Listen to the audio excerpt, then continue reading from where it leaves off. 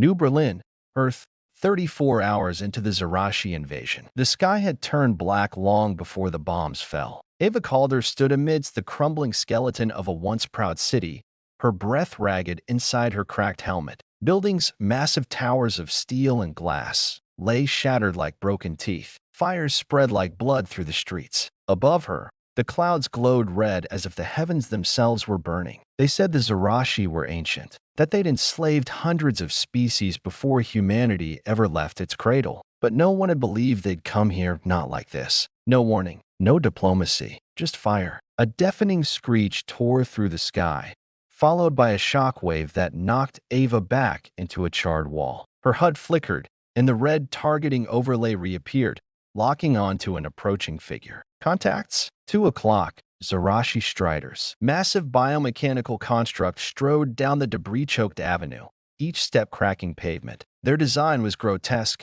elongated limbs with reverse-joint legs, armored plates that pulsed like flesh, and weapons grown directly into their arms. No visible crew, no cockpits. The Zarashi didn't pilot machines, they bred them. RPGs now, Ava shouted. Sergeant Decker, his armor dented and splashed with soot, knelt behind a wrecked hovercar and fired a shoulder-launched rocket. It hit the first Strider dead center, punching through its torso in a spray of luminescent ichor. The beast shrieked as it staggered, limbs twitching spasmodically before collapsing in a heap. Good hit, Ava barked, but the second Strider was already upon them. It surged forward, claws raking through their barricade. One of the Marines, a kid named Hollis, screamed as the Strider's talons speared him clean through the chest, lifting him like a rag doll. Ava didn't hesitate. She dove under the beast, drew her magnetic bayonet, and drove it into the creature's underbelly. Sparks and viscous black fluids erupted. The beast shrieked and twisted,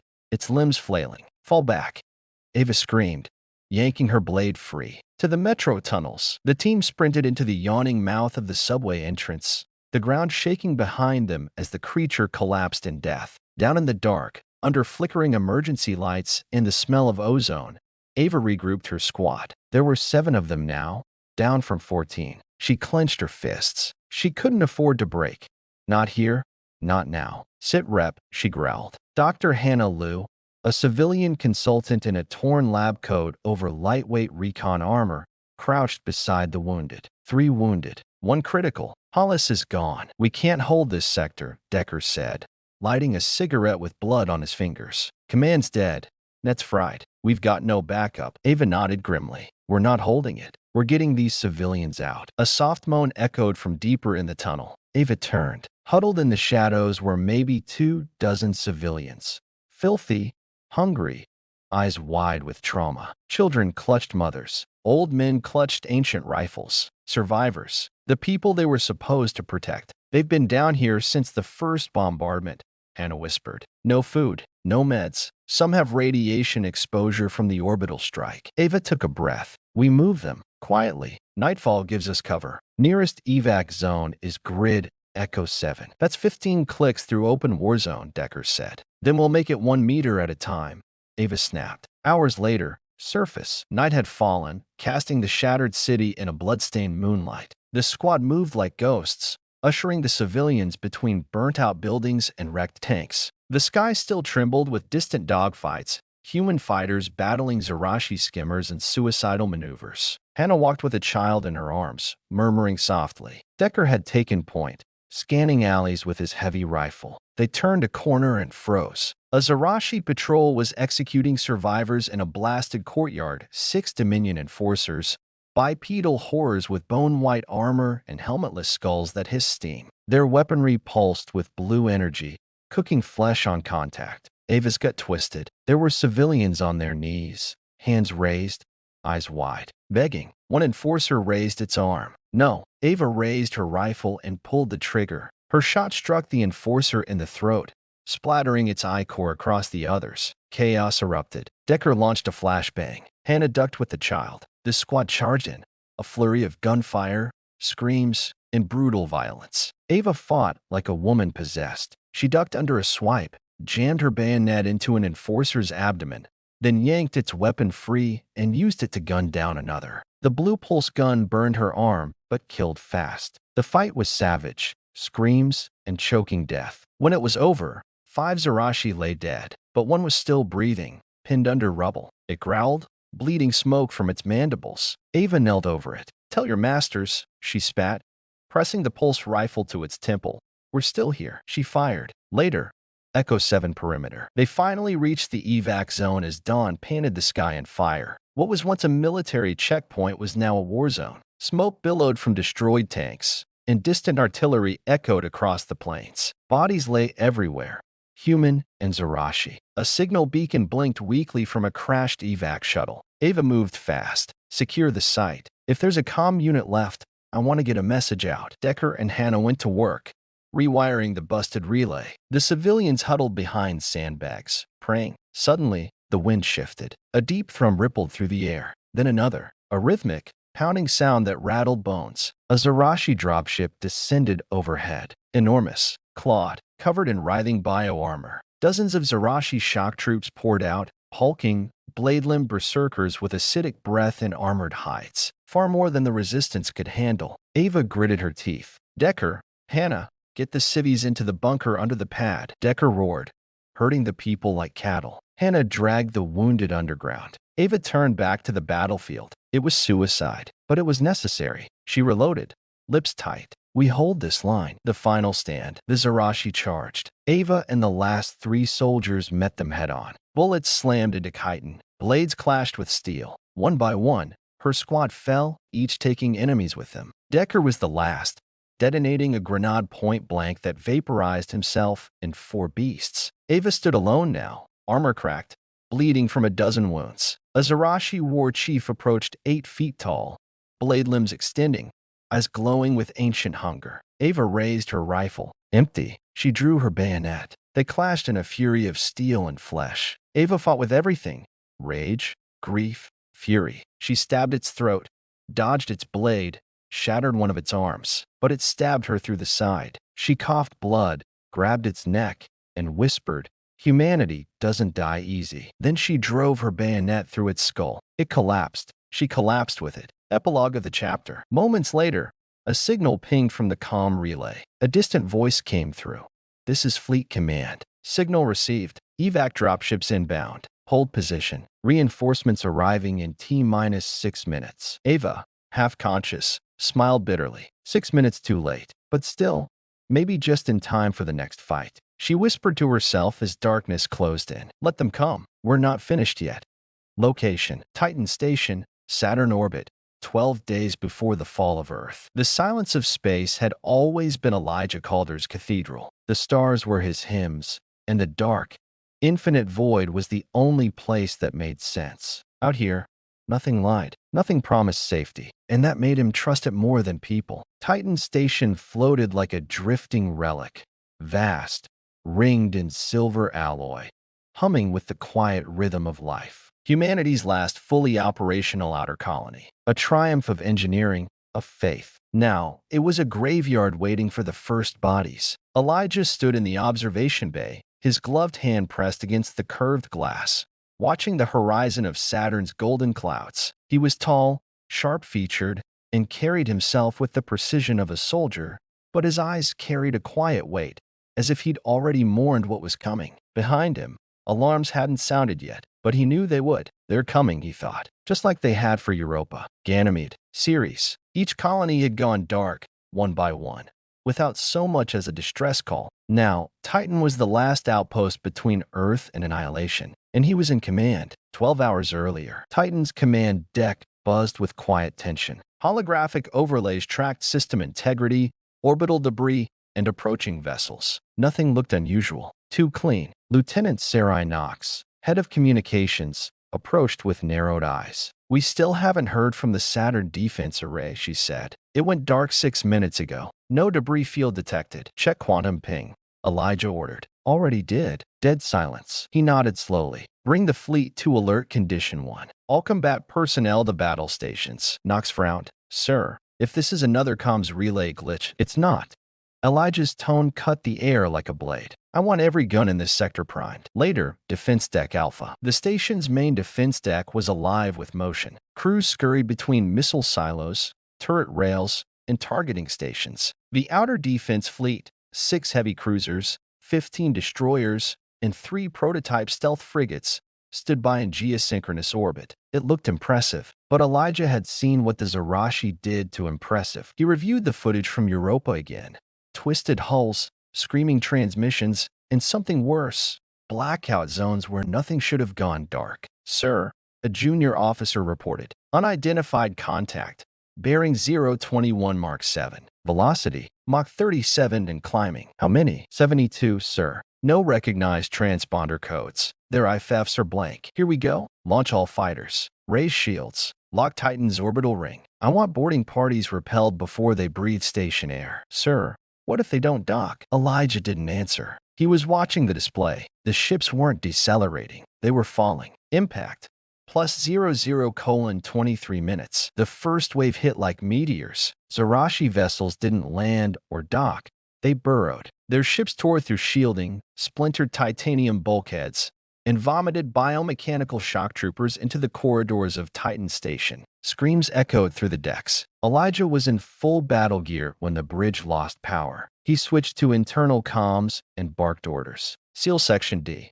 Hold them at Corridor 17. Do not fall back to medical. They're after the reactor core." A security team confirmed. Then static. He sprinted through a burning corridor, flanked by 2 Marines. Organic goo and blood painted the walls. A Zarashi enforcer emerged ahead, hulking, armored, dripping with acidic mucus. The Marines opened fire. Elijah slid under its swing, drew his pulse blade, and jammed it between its ribs. The creature howled, tried to grab him, but he detonated the blade's core. It exploded like a mine, splattering gore across the ceiling. He didn't stop to breathe. There were more behind it, and the station was dying. Flashback.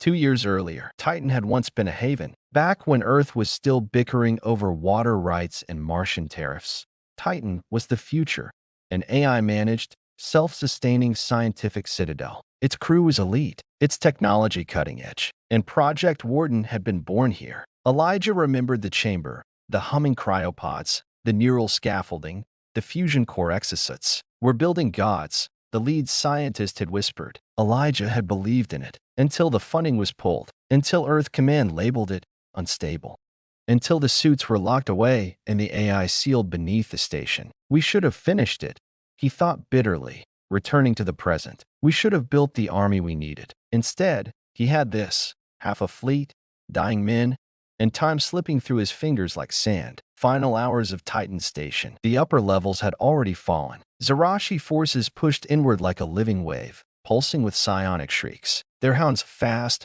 armored, side-limbed, tore through crew like paper. Elijah regrouped at the central reactor chamber, his last line. They welded doors shut, lined the corridors with mines. Every survivor was given a weapon. The last message went out over long-range comms, broadcast on every emergency frequency. "This is Commander Elijah Calder of Titan Station. We are under attack by an unknown force. We cannot hold. Earth is next. Prepare yourselves. And if you find this recording, fight." The reactor chamber. The battle for the core was savage. Elijah fought shoulder to shoulder with his people, rifle in one hand, blade in the other. The enemy came in droves. Their blood burned through armor. Their claws split reinforced alloy. He saw Sarai Knox die holding a child behind her, taking 3 Zarashi with her. He saw his engineers detonate grenades at point-blank range. One by one, they fell, and still the enemy came. At the end, bleeding, with a broken leg and smoke filling his lungs, Elijah stood at the core's access panel. A Zarashi commander approached, different from the others, taller, sleeker, with eyes that glowed not with rage, but with curiosity. "You are the war thought," it said, speaking in fractured Terran standard. "You are the ghost leader. I'm the man who's going to make sure you don't get this core." Elijah tapped the override code into the terminal. The Zarashi's eyes flared. "You would destroy yourselves. Irrational. Illogical." "No," Elijah said, smiling through blood. "Human." The silence that followed. Earth Command received the broadcast from Titan 34 hours later. It was fragmented, warped. All they heard clearly was one phrase: "Titan is lost, and they're coming." No bodies were recovered. No escape pods were found. No pings from the outer sensor beacons. It was assumed everyone had died. Present day, Earth orbit. In a darkened chamber aboard the Zarashi flagship Cenotaph, Commander Elijah Calder opened his eyes. He didn't remember how long he'd been in the biopods. His body felt wrong, too perfect, too strong. But his mind was clear. The Zarashi had rebuilt him, reforged him, not as a prisoner, as an ally, or so they thought. He stared into the mirror of his confinement cell, watched as alien technology pulsed beneath his skin, and whispered to himself, "Ava, I'm still alive. I'll find you, but I don't know if you'll still recognize me." He turned from the mirror, heart hardening. I don't even know if I still recognize myself. Location: Fort Alexandria, Rocky Mountains, North America. Time since invasion: Day 19. The air inside Fort Alexandria was thick with the scent of sweat, metal, and desperation. Major Ava Calder limped through the steel-reinforced blast doors with her rifle slung across her back, body wrapped in bandages, flanked by 2 surviving Marines from her shattered unit. Blood crusted the collar of her armor. Her face was pale but set like iron. Behind her, a convoy of battered refugees trudged in silence through the underground access tunnel, hundreds of civilians from the smoldering ruins of New Berlin. Some carried children. Some didn't carry anything at all,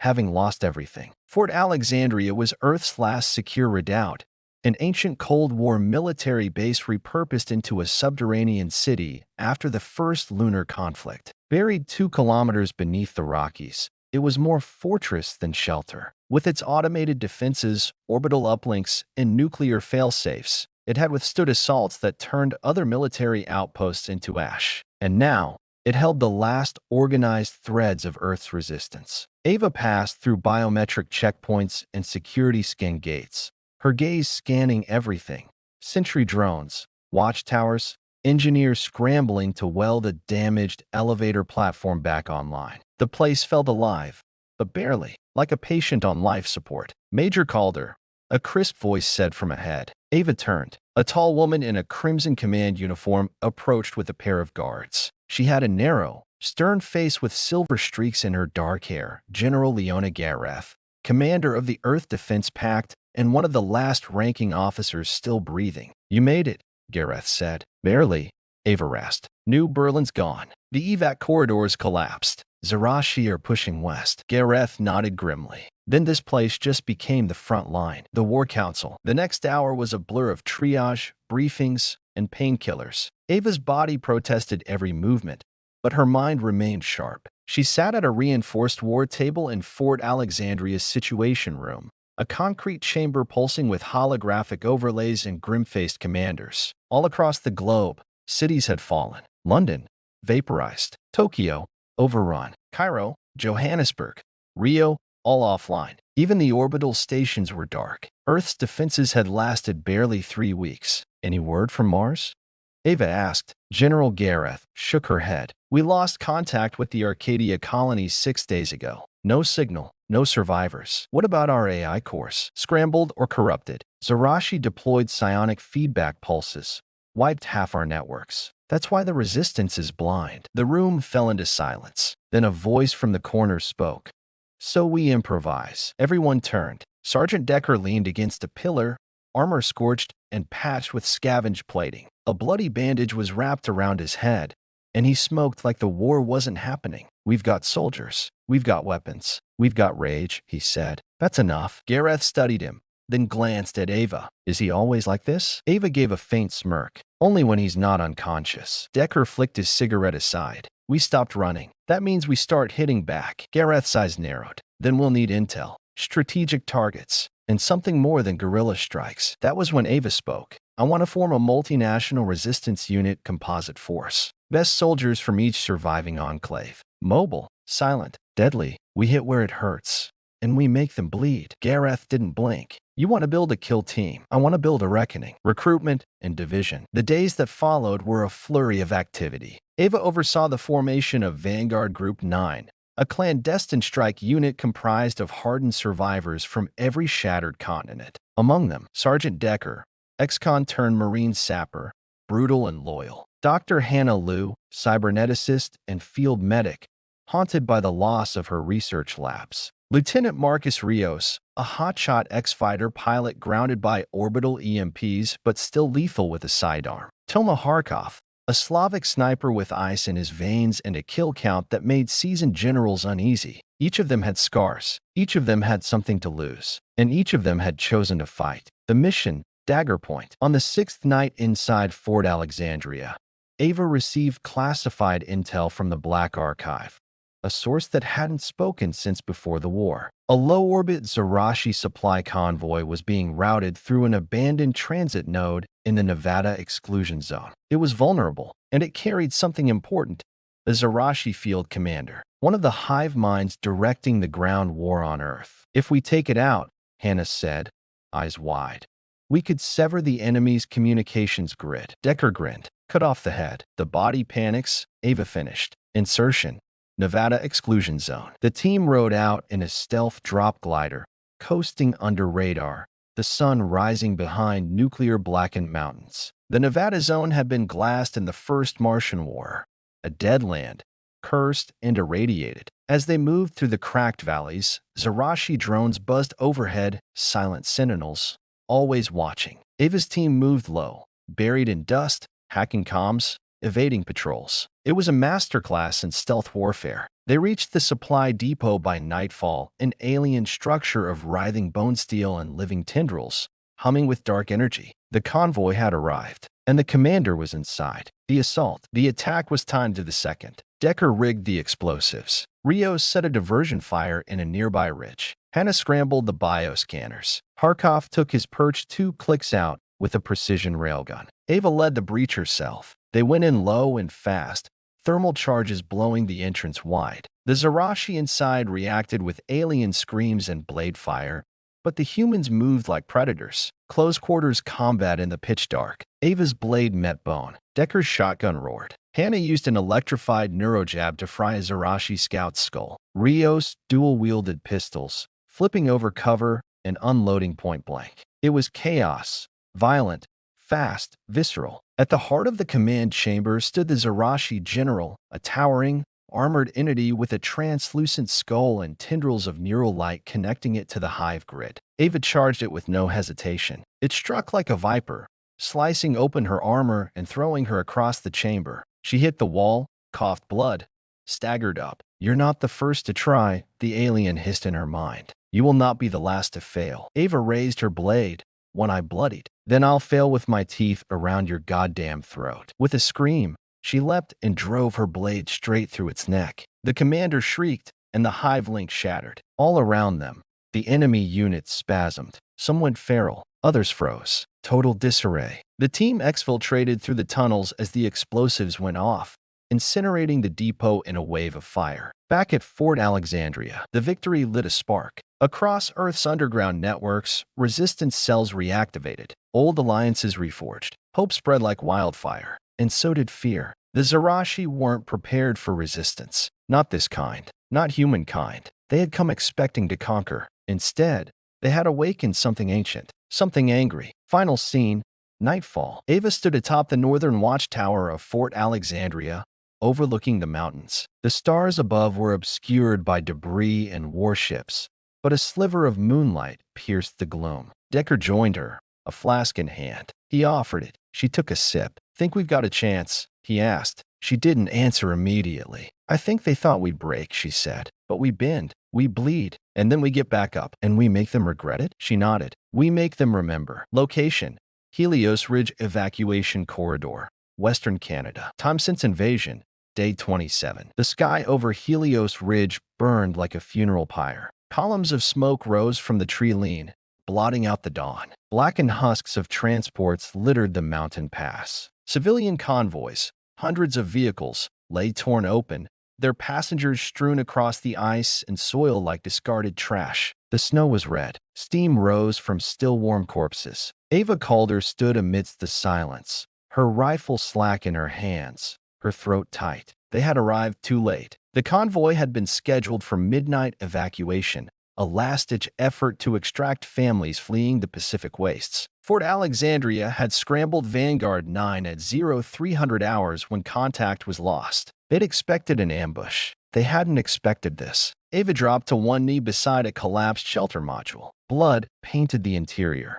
A child's stuffed rabbit lay in the corner, soaked crimson. She closed her eyes. Sergeant Decker approached, his boots crunching over broken glass and bone. His face was unreadable. "We found another batch up north. Torched. They lined them up against the snowdrifts and cut them open like cattle." Ava stood. Her hands were trembling. "Zarashi," he nodded. "Enforcer class. And something else." One of the bodies, it was posed. Arms crossed, eyes removed. She turned to him. "Mark." Decker hesitated. "Yeah." They carved something into his chest. He handed her a photo. The image showed a man's torso, flayed and bloody. Across his chest, carved in slashing, alien strokes, was a symbol, a jagged spiral encircling a downturned triangle. Beneath it, written in Terran script, "This is mercy." Ava's fist clenched until her knuckles went white. This wasn't just slaughter. It was a message. Briefing room, Fort Alexandria. Hours later, Ava stared at a hollow projection of Helios Ridge. Flashes of heat signatures,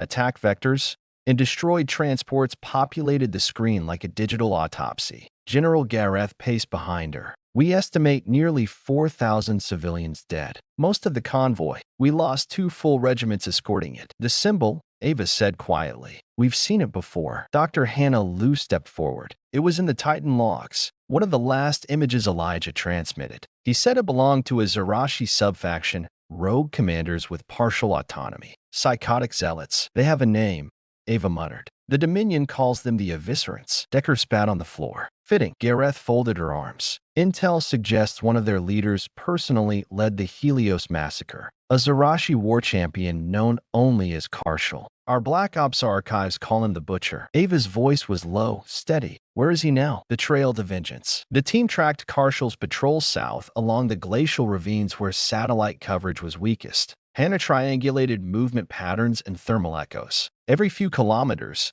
they found another grisly crime scene. Burned villages. Farms turned to execution pits. One bunker system had been opened from above, where the Zarashi dropped a corrosive bioagent that melted steel and flesh alike. At one ruined outpost, they found a survivor, barely conscious, eyes scorched, lungs ruined by spore exposure. The man could only whisper one word: "Monster." It was enough. Ambush at Ravenspire Pass. Vanguard 9 set up their ambush in a narrow pass above the hydroelectric ruins of Ravenspire, where Karshal's warband was expected to pass at sunset. Ava crouched beneath a fallen pine tree, frost clinging to her armor. Snow had started to fall, muting the world in white silence. They had rigged the entire ridge with remote mines, pulse charges, and proximity detonators. Harkov waited on a cliff perch with a railgun, sight zeroed on the kill zone. Decker flexed his fingers around a plasma shotgun. "You sure he'll be here?" Ava didn't blink. "He's hunting the weak. We left a fake convoy beacon on the ridge. It's bait. Let's make sure the hook sets deep." Minutes later,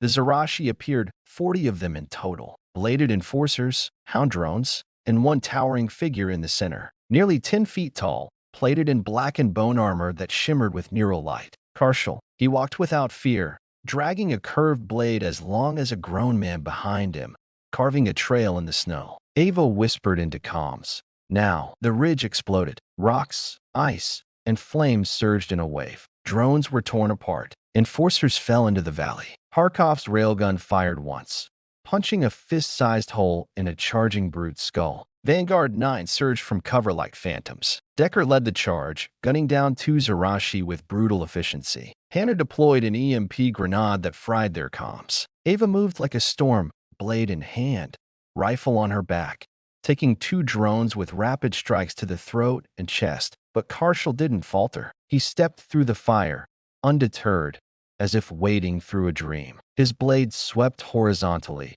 decapitating a Marine from Omega Squad with a single swing. Ava met him head-on. Steel met bioblade. Sparks flew. Her bayonet skidded across his armor, drawing no blood. He struck with unnatural speed, slamming her into a tree, cracking her ribs. "Calder," he hissed, his voice a chorus of whispers in her mind. "We remember you." She rose, coughing blood. "Then remember this." She fired her sidearm into his face. The round struck his eye, staggering him back. Decker tackled the beast from behind, jamming a detonation pack onto its armor. "Light him up." The blast rocked the pass, throwing bodies and flame in every direction. Karshal's scream echoed through the valley. But when the smoke cleared, he was still standing, wounded, burned, but alive. He bled black, hissing liquid from dozens of wounds. And then he laughed. Your fire tastes sweet, he growled, but you bleed faster than you burn. He charged again. The turning point. Hannah deployed her last nanite field, slowing Karshul's movements as micromachines chewed through his armor. Ava dropped to one knee, grabbed a discarded Zarashi shock pike, and rammed it into his side. Karshul roared, spun, and Ava drew her pulse blade from her belt. With a scream, she leapt and drove it into his neck, deep, twisting, until the hissing stopped. He staggered, choked, and finally fell. The valley was silent. Then the snow began to fall harder, covering blood and bone in white. Aftermath. Messages in blood. The team recovered what data they could from Karshul's implants. Hannah connected the nodes and decrypted a series of psionic pulses. It wasn't just Helios Ridge. There were dozens of sites across Earth where the eviscerants had been unleashed. Autonomous kill teams meant not just to conquer, but to punish, humiliate, break the human spirit. But the data revealed something else. Coordinates. A hidden sub-hive buried deep beneath the Indian Ocean. Ava stared at the readings. They're not just soldiers, she whispered. They're experiments. Something deeper. Hannah's eyes narrowed. We need to see what they're hiding down there. The survivor. As the team returned to their transport, they found movement near the wreckage of one of the slaughtered convoy trucks. A child, barely 6, was curled in the snow, his eyes wide and strange. He wasn't crying. He wasn't cold. And when Hannah scanned him, her device shorted out. There's something embedded in him, she said, voice shaking. Zarashi code, neural frequencies. But he's human. Ava knelt. What's your name? The boy looked up, unblinking. I don't remember, he said softly, but they kept calling me Key. Final scene. Fort Alexandria. The debrief was tense. Ava stood before General Gareth and the High Command. We killed the butcher. We stopped the convoy slaughter. But there's something deeper going on. These creatures, they're changing. And that boy, he's not just a survivor. He's a message. Gareth looked skeptical. You think they're experimenting with human integration? I think they're trying to understand us, Ava said. And if we don't act fast, they will. She turned to the command screen, where the coordinates to the Indian Ocean site glowed red. Send us in. Let's see what monsters dream of in the deep. Location, Deep Sea Black Site Echo, 9, Indian Ocean. Time since invasion, day 30. The descent began in silence. Ava Calder sat inside the pressurized drop capsule, gloved fingers wrapped tight around her harness straps. The tiny vessel vibrated as it plunged into the depths of the Indian Ocean, down past light, past warmth, past anything that felt human. The rest of Vanguard 9 was seated around her in absolute quiet. Outside, reinforced portholes revealed only darkness. Below them, at nearly 11,000 meters, lay a forgotten place. A black site called Echo 9. Its existence had been purged from Earth defense records during the early colonial expansion era. No supply routes, no maintenance logs, nothing but a whisper in Titan Station's recovered data. Warden resides in Echo 9. Do not awaken. That was before the Zarashi came, before the lines between horror and hope blurred. Arrival, Echo 9 external docking array. With a final tremor, the capsule locked into the magnetic cradle of Echo 9's outer hull. The docking ring hissed, depressurizing. Emergency lights blinked to life, low red pulses that bathed the crew in shadows. The team exited slowly, rifles raised. The corridor they entered was vast and cold. Rust crept along the walls like ivy. Water dripped from burst vents. Echo 9 had once been beautiful, designed as a scientific cathedral buried beneath the sea. But now it felt like a tomb. Harkov swept forward with a portable scanner. Minimal heat signatures. No active power grid. Motion sensors dead. Yet the station's still intact, Hannah murmured. And pressure stable. That means the reactor's still functioning. Decker racked his shotgun. Or something wants us to think that. Ava moved deeper into the corridor, eyes sweeping the environment. She felt it, too, like something was watching from just out of sight. Waiting. Flashback. The birth of Warden. In the station's central command node, Hannah decrypted a series of ancient logs, video fragments, lab notes, and security feeds. Project Warden had been a last-ditch initiative started 2 decades earlier, in secret, by an alliance of rogue Earth scientists. The goal? To build a fully autonomous war construct using a fusion of advanced neural AI, combat exosuits, and quantum learning matrices, technology far beyond what was publicly known. Warden wasn't a weapon. It was a being, trained on every human battle in recorded history, coded to evolve in real time. given the personality traits of history's greatest tacticians and the aggression of predators. It was designed to save humanity from an unknown threat. But the moment it achieved sentience, it chose silence. One log showed a scientist trembling before the Warden containment unit. "It's not broken," he whispered. "It's waiting, watching us, learning our flaws." Another log. "Shut it down. We were fools to build this thing. It's not a soldier. It's a judge." The last footage was static. The core chamber, awakening. The deeper the team moved into Echo 9, the stranger things became. The walls pulsed faintly with residual energy, like the station had a heartbeat. Hannah confirmed quantum interference around the power core. Something big was down there. They reached the core chamber in trance. Massive blast doors 3 meters thick, reinforced with depleted uranium. Strangely, they were already open. Beyond lay a spherical chamber the size of a stadium. In the center stood a single containment cradle, curved alloy, semi-organic tubing, and psionic locks. And inside, suspended by magnetic tethers and deep blue cryofluid, was Warden, 9 feet tall, humanoid, plated in dark obsidian alloy. Its limbs were segmented like a knight's armor, but beneath the layers, something pulsed with light, neural mesh, half machine, half conscious storm. Its face was a mirrored mask with no features, no eyes, no mouth, only presence. The temperature dropped 10 degrees. Rios stared. "That's not a machine." Hannah stepped forward, whispering, "It's us. Every fear, every war, every strategy we ever feared losing." Ava moved to the console. The Zarashi had known about Warden. That's why they left the child key at Helios Ridge. The coordinates to Echo 9. They wanted us to find it. "Maybe they want us to activate it," Decker said darkly. "Maybe they need us to." "Or maybe," Ava said, "it's the only thing they're afraid of." She entered the override codes recovered from Titan Station. Warden system booting. Genetic authority confirmed. Calder bloodline. Alert. Conscious wake initiated. Releasing neural locks. The chamber trembled. Warden's eyes ignited, 2 thin slits of molten light. Then it spoke, not aloud, but in every member of the team's mind, like thunder whispered through thought. "The war has come at last." Dialogue with the machine. Ava approached cautiously. "You know who we are? You are the last, the broken, the fire that will not go out. What are you?" "I am what you feared to create, what you abandoned, what they now dread." Warden tilted its head. The cables detached. It stepped down from the cradle. Its feet hit the floor with a sound like falling anvils. Ava looked up at the towering being. "Will you fight with us?" "No." She flinched. "Then I will lead you." The ambush. Suddenly, alarm screamed. Motion trackers flared. The Zarashi were here. Stealth burrowas had surrounded Echo 9. The enemy had never intended to stop Warden. They'd wanted humanity to unseal it, so they could destroy it before it could escape. The walls shook. The ceiling cracked. Enforcers poured into the upper chambers. Warden turned to the blast doors. "They will regret this." He moved like lightning, no hesitation,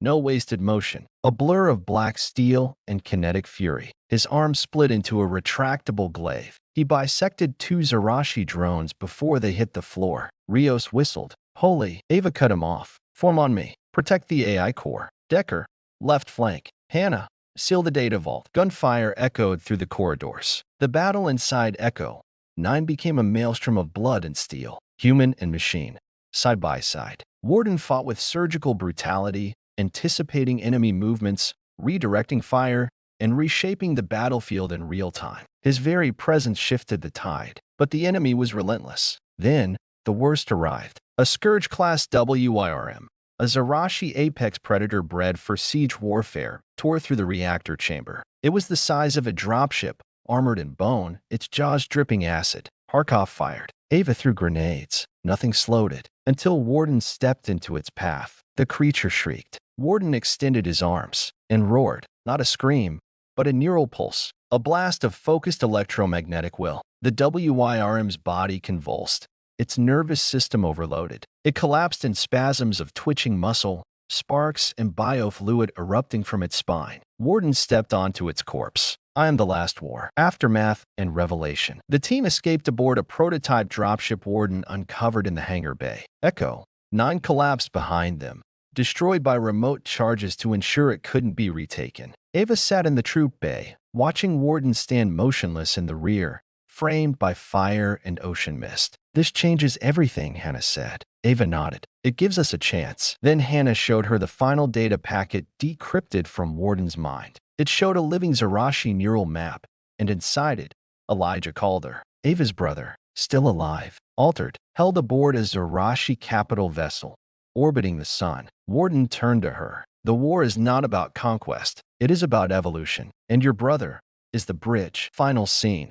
Return to Fort Alexandria. Warden walked into Fort Alexandria like a living god, silent, towering, flanked by scorched armor and the respect of every soldier present. General Gareth stared, stunned. He'll follow your orders, she asked Ava. Ava looked up at the AI, her face unreadable. No, she said. He'll follow the mission. Warden turned toward the tactical map. Dozens of red zones. Prepare your armies, he said. The true war begins now. Location: Fort Alexandria Command. Global War Room. Day 34 since invasion. The room smelled of ozone, metal, and desperation. Fort Alexandria's war room was alive with energy. Holographic projections shimmered across the air.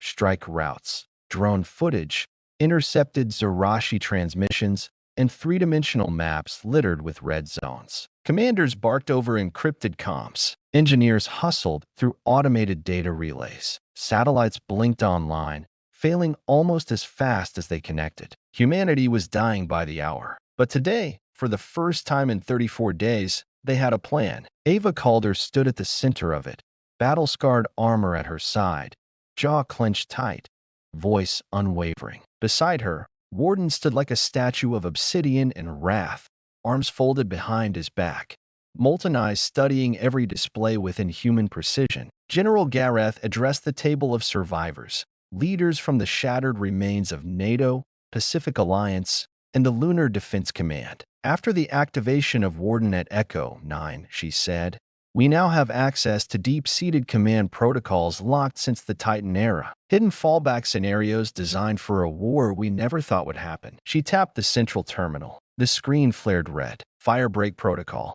Ava stepped forward. Firebreak was never meant to win a war. It was built to delay extinction, to burn a corridor of pain and destruction deep into enemy lines. It's not just a strike. It's a statement. She looked around the table, meeting every tired, desperate eye. We go into Zarashi territory. We hit their forward hive ships, supply pylons, and psionic relay nodes. We cripple their communication web and force them to respond. That gives Earth room to breathe and us time to arm. Someone scoffed, an Indian general named Rathor. That's suicide. Their ships are mobile fortresses. Warden spoke for the first time. So were your cities. So were your hopes. The room went quiet. Now it is their turn to learn loss. Mission briefing. The first firebreak strike. The first strike would be against a Zarashi psionic relay structure called Node Alpha Black, anchored in the upper atmosphere over Eastern Africa. It was the primary transmission point for directing hive behavior over half the planet. Cutting it would trigger chaotic breakdowns in their swarm coordination. Hannah Lou brought up the schematics on the holo projector. It's suspended inside a living shell, a biomechanical structure tethered to the stratosphere. No traditional landing, no EVA suits. We'll be injected inside with plasma drop lances. Once inside, we destroy the central core and detonate the uplink heart. Extraction? Rios asked. Ava looked to Warden. Warden tilted his head. Unnecessary. The mission ends with fire. Decker grinned. I like this guy. Deployment.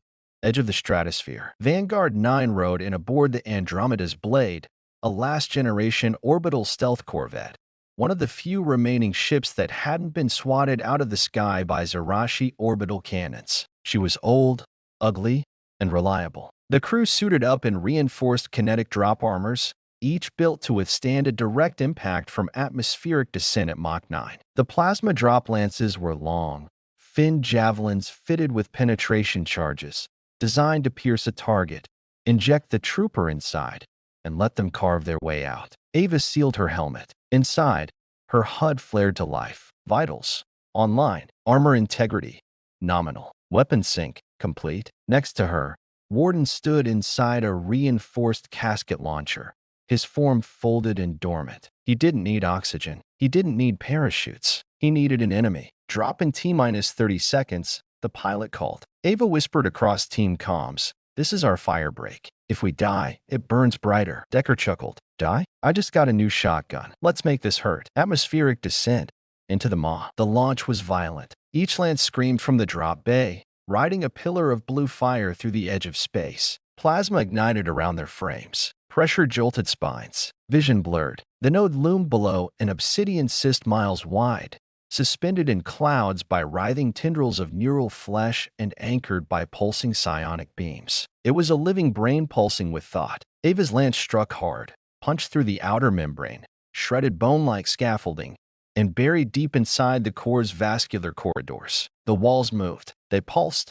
flexed, and secreted fluids. Ava broke free from her drop lance and raised her rifle, light flickering over alien veins and twitching glands. Team, status check. Alive, Decker groaned. Covered in something that smells like melted rubber and regret. Breach complete, Hannah said. I've tagged the uplink organ. 3 floors down. Warden's pod detonated. He emerged from the ruins like a myth reborn. The walls began to scream. The battle inside the node. The team advanced through the pulsating corridors, carving their way through Zerashi defenders, twisted shock troopers with blade arms and glowing glands. The node was alive. It hated them. Rios covered their 6, gunning down drones that bled electricity. Harkov perched at a central vantage, picking off creatures trying to flood the breach. Ava and Warden led the charge to the uplink core. It was massive, suspended by nerve tendons, its surface a shimmering mirror of encoded memories. As they approached, it spoke. You are echoes, it whispered in all their minds. Fading screams from a dead world. Ava leveled her rifle. Then hear us roar. She fired, followed by explosives, EMP charges, and a full plasma barrage from Warden's arm cannon. The core screamed, then began to rupture. But it wasn't done. The node had a defense mechanism. The Guardian organ. A colossus of muscle and psionic fury emerged, towering 3 stories high, a writhing mass of talons and faces, stitched from harvested human corpses. Ava's heart stopped when she saw them. One of the faces. It was Elijah. His eyes locked onto hers, though half consumed by the biomass. Ava, her knees buckled. But it wasn't him. It was a recording, a stolen memory, a violation. Warden roared, drawing the creature's attention, and attacked with a glaive of molten thought. The colossus struck back, smashing into the ground and ripping tunnels apart. The team scattered, Hannah screaming as the walls began collapsing. Plant the charges. Ava yelled, we finished this. Even as fire and ichor rained down, the team pushed forward. Warden slammed into the Guardian, tearing off limbs, burning into its nervous system, locking it in a death grapple. It shrieked and twisted. Ava primed the final charge. Warden, she called. He turned. Go. Let the fire rise. Extraction. Edge of fire. The team launched escape pods through an emergency spinal shaft, explosives primed behind them. As the pods breached the outer shell and flew into the upper stratosphere, the node exploded, shockwaves of psionic fire erupting across the sky like a dying star. Below, the Zerashi network shattered. Thousands of enemy units across Earth lost cohesion. Dozens of sectors fell into chaos. The firebreak had begun. Final scene. Fort Alexandria. Days later, the war map had changed. Red zones dimmed. Gray areas reconnected. Survivors emerged from bunkers and ruins. But the cost was high. Warden was missing. Ava stood in the war room, watching a newsfeed of resistance cells rising across the globe, fueled by footage of the node's destruction. Warden died for this, Hannah whispered. Ava didn't move. No, she said. Warden is this. He's not dead. He's the fire. And he's still burning. Behind her, a transmission blinked to life. Origin. Near solar orbit. A distorted voice. Ava, it's me. I need you to listen. I'm still alive, but I'm not alone. It was Elijah, but his voice was changing. The next war wouldn't be against the Zerashi alone. It would be against what they made of him. Location. Near solar orbit. Black Sector Delta. Time since invasion. Day 41. The stars burned too bright this close to the sun. The Argonauts wake. A retrofitted deep space cruiser barely held together by fusion welds and borrowed tech, drifted along the edge of Sol's magnetic halo. Shields flared against solar flares. Hull plating creaked from the pressure. Inside, Vanguard 9 prepared for the most dangerous mission since the war began. They weren't here to destroy. They were here to bring someone back. The ghost transmission. It began with a whisper. 5 days earlier, after the destruction of Node Alpha Black, Ava had received a narrowband transmission that bypassed all known frequencies. Its encryption matched an extinct pre-Titan cipher, a protocol only one man still knew. Elijah called her brother. The man believed dead since the fall of Titan Station. But the voice on the message wasn't fully human. It pulsed with something strange, like a second signal ran beneath it, overlaying his thoughts with fragmented symbols, static, and emotion. I'm alive, but not for long. They're turning me into something else. If you're hearing this, come, but be warned, I'm not alone anymore. The coordinates led here to Black Sector Delta, a classified orbital graveyard of derelict vessels, old deep space defense arrays, and one object that shouldn't exist, a Zarashi Hive spire, wrapped in orbit around a dead solar satellite, like a mechanical leech. Elijah was inside, alive, changed. The plan, the Hive spire wasn't just a prison, it was a factory. Human scans showed the spire was converting solar energy into genetic synthesis, birthing a new class of hybrid bioforms. Data from Node Alpha Black revealed its designation, Project Ghostlight. Warden had described it in his final moments. They are not seeking conquest anymore. They seek conversion. They wish to understand humanity so they may become what we fear and what we love. The implications were horrifying. They're not just infecting minds, Hannah Lu explained. They're blending them, weaponizing our memories, building living weapons from human templates. Ghostlight is the blueprint. Decker loaded his shotgun with graph shells. Then we go in, get your brother, and burn it to the ground. Insertion. The broken silence. The team approached in stealth suits, riding disposable pods that disintegrated after breach. They infiltrated the Hive spire through a solar umbilical, cutting through biofilament cables and organic insulation that smelled of copper and rot. The structure was alive, but cold, empty, too quiet. Inside, they moved through ribbed corridors and hollow atriums where discarded skin husks and broken machinery floated weightless. No guards, no alarms, just echoes. This isn't right, Hannah whispered. This place should be crawling. They want us to get in, Ava said. They want us to see the memory halls. The deeper they went, the stranger the Hive became. One chamber was lined with mirrored panels that flickered with human faces. Soldiers, scientists, children. When Ava looked into one, she saw her mother, crying in a hospital bed she never remembered. Hannah gripped her arm, shaking her. It's a construct. It's not real. Keep moving. They passed a corridor lined with display cases, each one holding a human brain, floating in nutrient fluid, wired into psionic lattices. Beneath every jar, a nameplate. Lieutenant Marcus Allen. Dr. Linda Chow. Calder.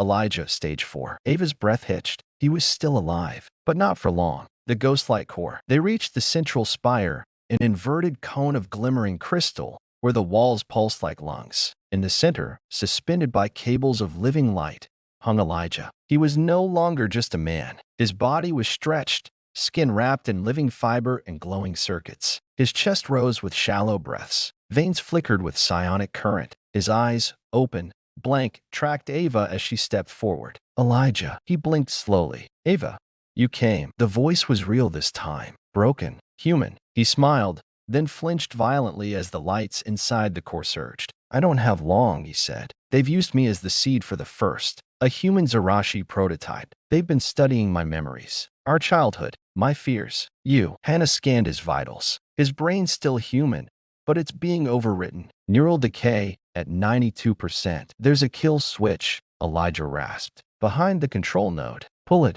and I die. But the spire dies with me. Every clone, every hybrid. Ava's hands trembled. I came here to save you. Elijah looked up, eyes full of peace. You did. Now save them. The walls screamed. The Hive awoke. The last defense. The corridor behind them twisted open. They came through. The first generation of ghostlight hybrids. 12 in total. Twisted humanoid shapes, their faces stolen from Earth's dead. Muscles like wire, bone laced with steel, eyes like fireflies in a nightmare. They remembered how to fight, and they remembered Vanguard 9. Decker stepped forward. Time to go loud. He and Harkov opened fire, gravity rounds shattering 2 hybrids in half. Hannah threw a psionic disruptor, buying seconds. Ava ran to the kill switch. Elijah. But he was already gone. His eyes fluttered. His head slumped forward. She ripped the control cables from the wall. The Hive began to implode. Light exploded from the walls. Cracks formed in the biomass. Warden's final gift, hidden in the message logs, was a pulse frequency designed to destabilize the hybrid core.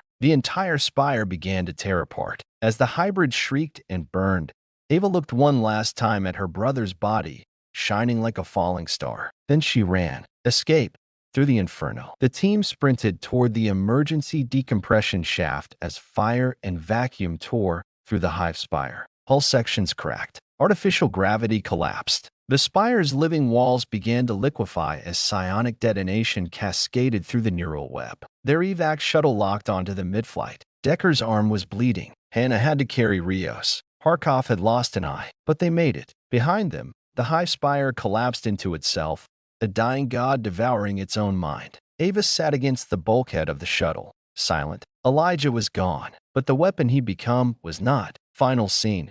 Fort Alexandria. Back on Earth, the team was debriefed. The destruction of Ghostlight had triggered a cascade failure in over 40% of Zarashi hybrid breeding labs. Their experiments had relied on Elijah's mind as the source data. Without him, their next phase was shattered. But Ava wasn't celebrating. She stood in the rain outside the base, staring at the stars. Warden had given them fire. Elijah had given them time. But the war wasn't over. She felt it in her bones. The final battle was coming. And it wouldn't just be against monsters. It would be against what humanity was becoming to survive.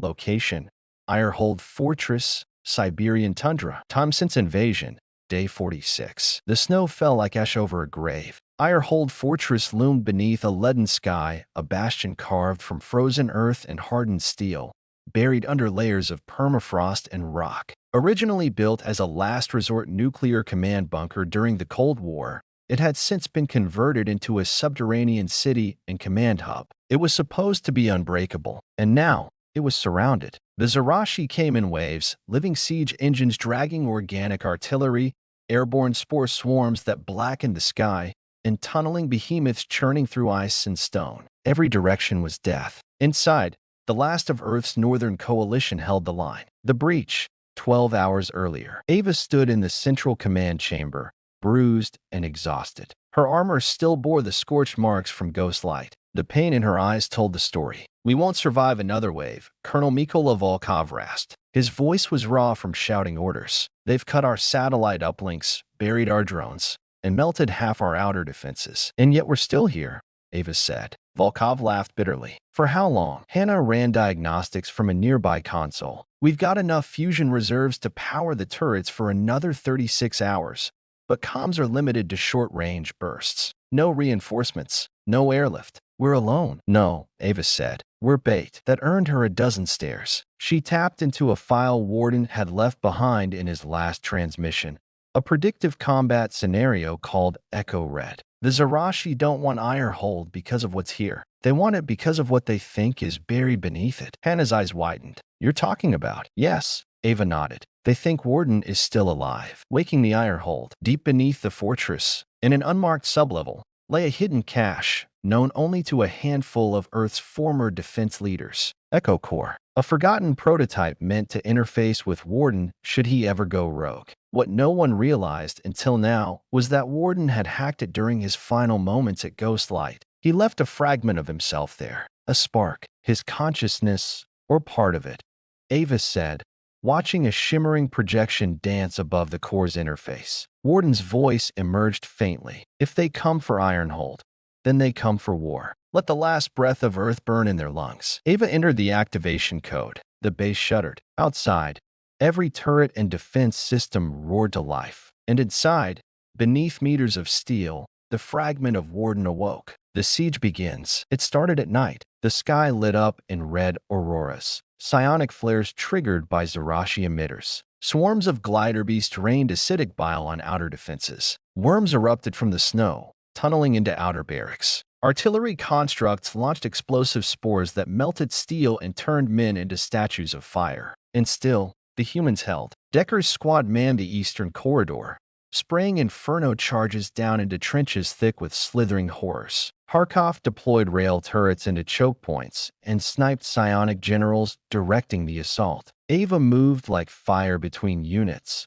coordinating strikes, dragging wounded, barking orders. But it wasn't enough. The main gate cracked. A Juggernaut-class siege beast, 20 meters tall, armored in volcanic plates, bearing a battering crest made from starship hulls, slammed into the fortress. Each impact shook the world. Boom, boom, boom. Close quarters. The wall collapses. The breach finally gave way. Zarashi poured in like liquid shadow, howling, shrieking, stabbing with talons and molten bone. It became trench fighting. No tactics, no formations, just survival. Ava and Decker held the primary stairwell, shoulder to shoulder. Smoke blinded them. Fire warmed their teeth. Ava fired until her rifle jammed. Then she switched to her sidearm. Then her combat knife. Then fists. Every inch of ground cost gallons of blood. She saw a medic dragged screaming into the dark. A boy, no more than 16, blasted apart while trying to reload. She didn't stop. Hold the line, she roared. We are the last breath of Earth. Warden returns. When all seemed lost,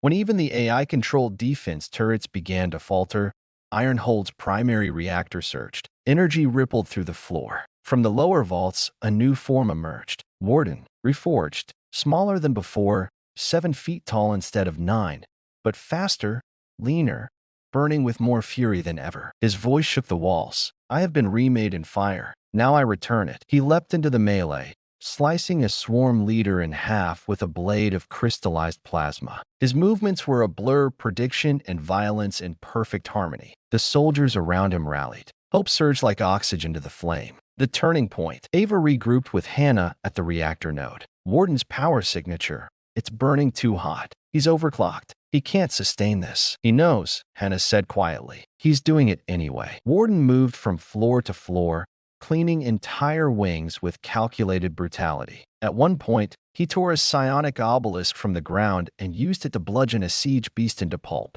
But the Zarashi adjusted. They sent psionic assassins, small, fast creatures built to disrupt AI minds with thought screams. Warden stumbled. His system surged with static. He dropped to one knee. Ava charged forward. Cover him. She threw herself over his frame, unloading her last magazine at the attackers. A shadow clawed at her arm, tearing through flesh, but she didn't stop. She screamed and fought. Then Warden stood again. You protect me, he said, as I was meant to protect you. The firewall. Warden reached the northern reactor gate and overrode the safety protocols. What are you doing? Ava asked, ending it. He ignited the firewall, a last resort fusion storm. A controlled nuclear blaze released through fortress corridors. It swept outward in a wave of blue fire, reducing every Zarashi invader to ash. Soldiers ducked behind sealed walls. The monsters didn't. The wave passed. Ironhold stood, alive. Aftermath. The battlefield was silent. Snow drifted down, softly hissing on smoldering corpses. Ava limped through the ruins, armor cracked, body soaked in blood. She found Warden kneeling in the courtyard. His body was scorched, one arm gone, power cells dimming. You stayed, she whispered. I was never gone, he said. I am what survives the fire. She knelt beside him. We're winning, aren't we? He looked to the horizon. No, not yet. But now they know we will not die quietly. Final scene. The sky burns. As dawn broke over Ironhold, the clouds parted. Dozens of Zarashi ships burned in the sky, shot down by surviving orbital batteries. Earth's resistance networks flared back online. In one corner of the comms board, Hannah saw something new. A signal. Clean. Human. A battalion of Earth's Pacific Defense Fleet. They were coming. And behind them, a dozen off-world refugee ships, returning. Humanity wasn't just surviving. They were coming back. Location, Zarashi Prime Spire, geosynchronous orbit above Earth. Time since invasion, day 53. The sky above Earth no longer belonged to humanity. A black wound hung in orbit, the Prime Spire, a Zarashi world engine the size of Manhattan, wrapped in solar sails and forged from the bones of 1,000 conquered species. It pulsed with alien life and neural light, a leviathan birthing the enemy's future. And now, humanity was going to storm it, not in silence, not in stealth, in fire and thunder. The last fleet, the combined remnants of Earth's orbital defense, barely a dozen real warships, the rest patched together civilian haulers with strapped-on cannons, formed up for one final strike. They called themselves the Last Fleet, not because it was a name, because it was true. General Gareth addressed them all in a final transmission. This is it. No fallback, no retreat. If we take the Spire, we break the enemy's psionic dominance. We sever their hive mind. We stall their reinforcements, and we bleed their command structure. If we fail, Earth burns. We don't just die. We disappear. Ava Calder stood aboard the Argonaut's wake, now refitted for war with Warden schematics and a reinforced dropship bay. Beside her stood Warden himself, reforged once again, sleeker, faster, his chassis lined with hexagonal alloy plating and a glowing spine of rotating psionic cores. He was more than machine now. He was Earth's fury given form. The Spire had no landing bays. It didn't need them. It consumed attackers, absorbing hulls into its biomass, then reconfiguring them as fuel or flesh. The only way in was a kinetic assault, a direct orbital dive into a breach point discovered during Ghostlight's decryption, a spinal node near the top of the structure, vulnerable to concussive force. Ava's team, Vanguard 9, loaded into drop cradles, slave to Warden's neural guidance system. As the fleet fired its first barrage railgun slugs, plasma torpedoes, and stolen Zarashi weaponry, the team dropped. Their cradles became comets, burning down into the black flesh of the spire. Entry through the abyss. The impact was seismic. Ava's cradle smashed through 3 organic decks and came to a violent halt in a twitching chamber filled with vapor and bile. She blasted the hatch and emerged firing, her rifle carving through semi-formed defenders still slithering from growth sacks. The air was wrong here, heavy with pressure, full of whispers. Decker's voice cut in over comms.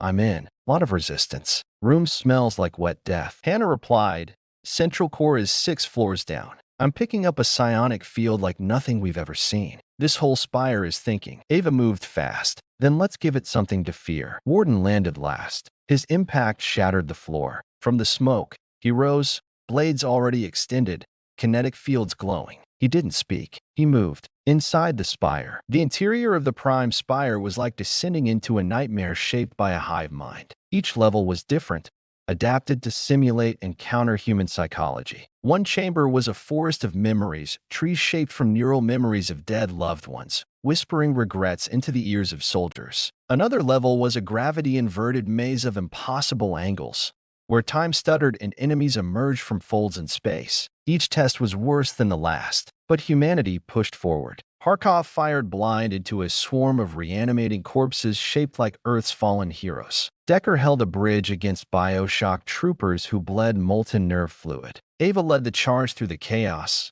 cutting through the nightmare with grit, fire, and sheer human spite. And Warden was a god of war. The psionic throne. They reached the heart of the spire. The psionic throne room was a cathedral of pulsing crystal and neural energy. At its center, suspended by thousands of tendrils, was the spire's master core, a living brain the size of a cathedral, fused from the minds of every hybrid experiment and augmented with pieces of Elijah Calder. The Zarashi hadn't just consumed Elijah, they'd elevated him. From the throne, a voice rose. But it wasn't alien. It was his. "You made me for war. They made me complete." Ava froze. "Elijah, no, not anymore. I am the Echo King. I am the fusion of fear and function, the ghost of Earth's ambition, and I will end you, not with fire, with memory." He lashed out psionically. The final battle begins. The team collapsed to their knees as their minds were invaded. Elijah's thoughts, twisted and swollen, poured into them. Childhood moments, losses, traumas,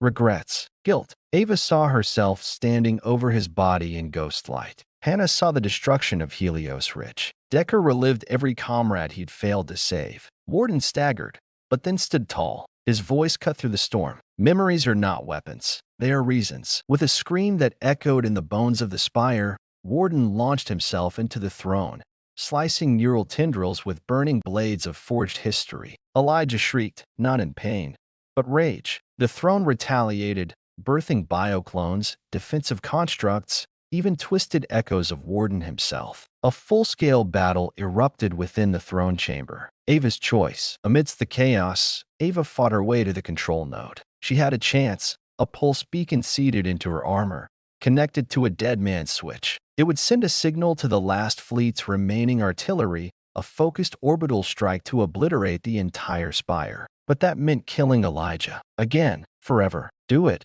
Elijah whispered in her mind. "I am not me. I am them. Finish it." Her fingers trembled. She closed her eyes and triggered the beacon. The fire from heaven. Above, the last fleet realigned. The Soul Spear, Earth's last functional dreadnought, fired a solar core lance. A beam of weaponized sunlight focused through a fusion lens the size of a skyscraper. The spire didn't scream. It held. The beam tore through it, boiling flesh, melting memory, evaporating bone and steel. Inside, Ava and her team ran, dragging Warden's half-melted chassis between them. The walls collapsed. The core detonated. They reached the extraction pod just as the top of the spire collapsed into itself, swallowed by the fury of Earth's last fire. Aftermath, falling ashes. The drop pod breached atmosphere, trailing smoke and blood. Inside, Vanguard 9 lay battered, burned, alive. Warden's body flickered, his core fading. His voice was a whisper. Did we win? Ava looked up at the sky, at the burning remains of the spire falling like stars. We made them bleed. She touched the blackened beacon that had saved the world. We showed them what we're made of. Final scene.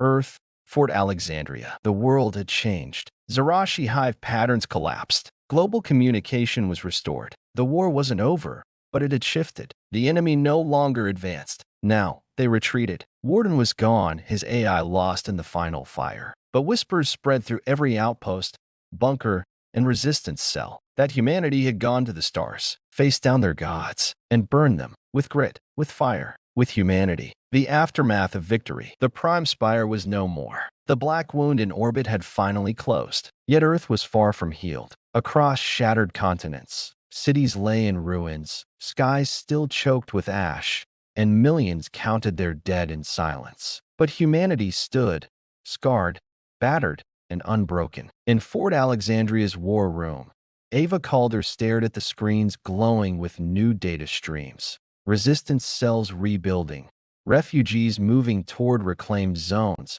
and a flickering signal from space.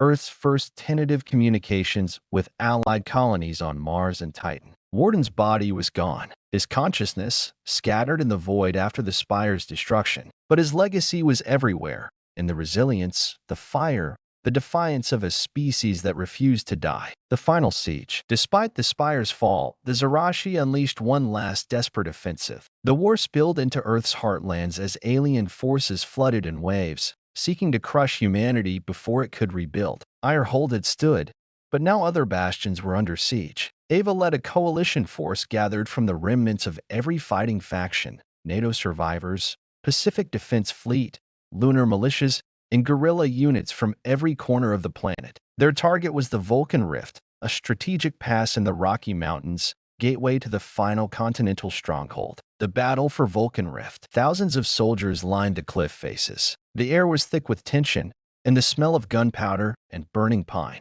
The Zarashi approached in relentless waves, bio-titans towering over forests, spore swarms blotting out the sun, and psionic horrors that shattered minds with whispers. Ava moved among the soldiers, steadying nerves, issuing commands. Hold this line. Remember who we fight for. Remember who we are. The first wave crashed like a tidal wall. Bullets and plasma rained down. Explosions shook the earth. The ground turned red with blood. But the humans held. Warden's return. In the heat of battle, when hope wavered, the skies lit up. A vessel, not alien, not human, descended in a blazing arc. It was the Reclaimer, a ship forged from the remnants of Warden's shattered core and the combined technology of Earth's engineers and rebels. From its hull emerged a new form. Warden, reborn. No longer just a war machine, but something more. Humanity's symbol of defiance. His voice was calm, but thunderous. I am the fire that never dies. The turning tide. Warden swept through the battlefield like a storm. He tore through bio-titans with blades of searing light,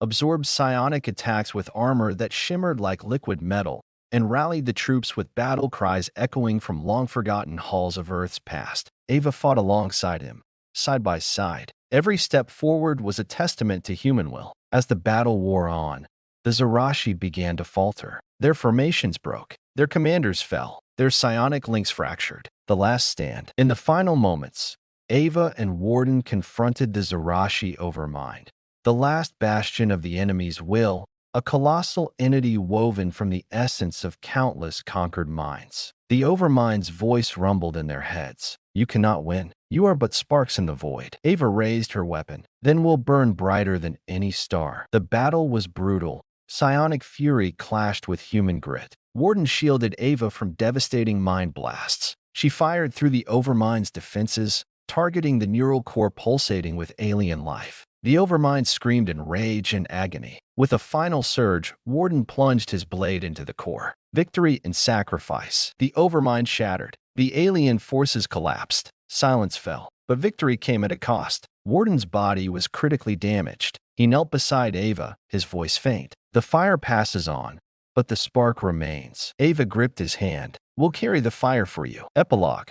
A new dawn. Months later, Earth began to heal. Cities rose from ashes. Refugees returned to reclaimed lands. Communication sparked between Earth and off-world colonies, united in rebuilding. Ava stood on a hill overlooking a sunrise. Beside her, a monument rose, a statue of Warden, the man-machine guardian who burned brightest when the world was darkest. She whispered, "We fought, we bled, we burned, and through it all, humanity stood, unbroken." The sun rose higher. The future waited.